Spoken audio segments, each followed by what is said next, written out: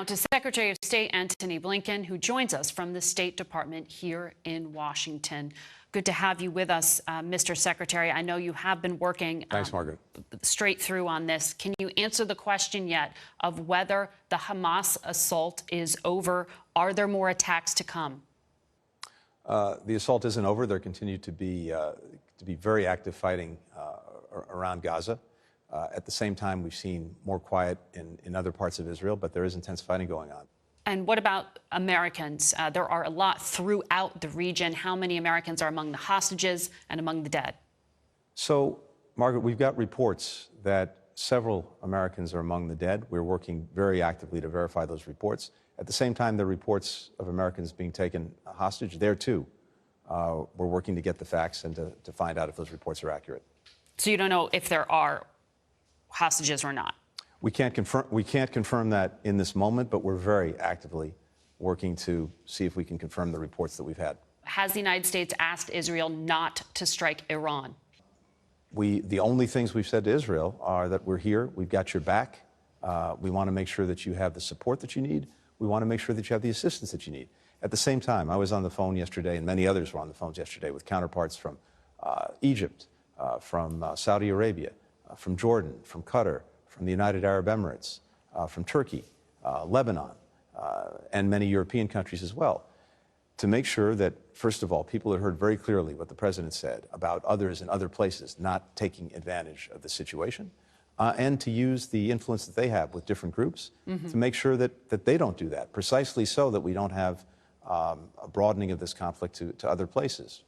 But the door is open for Israel to expand this, to take the fight to potentially sponsors of Hamas like Iran? Israel is focused entirely on Gaza and on securing its citizens, a number of whom remain under direct threat right now in Israel proper. And as I said, trying to do what's necessary to have accountability and to make sure that this doesn't happen again. That is Israel's focus. Is there a sense that this was an attempt to take advantage of the West's focus on Ukraine? No, I don't see that. I think, look, we'll have to see as we learn more what the motivations were and what they are. But here's one thing that's clear. We've been actively working on trying to help Israel and Saudi Arabia normalize their relations, as well as Israel broadening its relationships with many other countries in the region and beyond.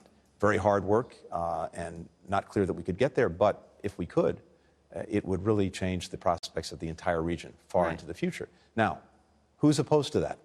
Hamas, Hezbollah, Iran. So I think that speaks volumes. And there are really two paths before the region. There's the path of greater integration, greater stability, including, critically, making sure that Israelis and Palestinians resolve their differences.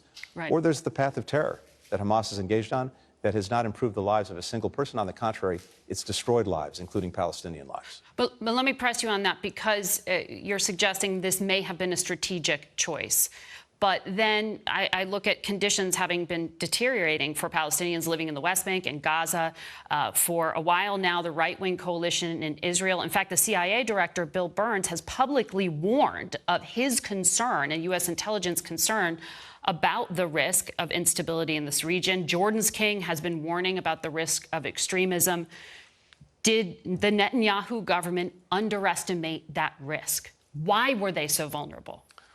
First, let's be absolutely clear that there is no equivalence between the differences that exist between Israelis and Palestinians and the actions of the Israeli government in that regard, and these absolutely heinous acts of terrorism that we've seen directed at Israeli men, women, and children. None.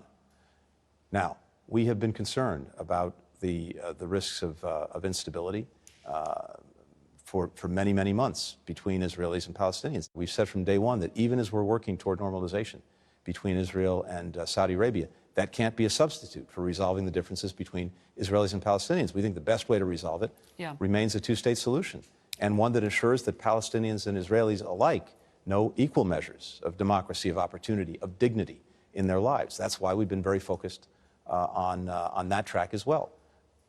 Yeah, but that has not been a priority between the parties themselves. But as you know, Gaza, and I'm explaining this to our audience because I know you know how concentrated the population is within such a small area. And every time we have a conflict like this, it raises the question of what the humanitarian impact will be. If this is a prolonged attack, what kind of humanitarian crisis are you expecting here and impact on civilians?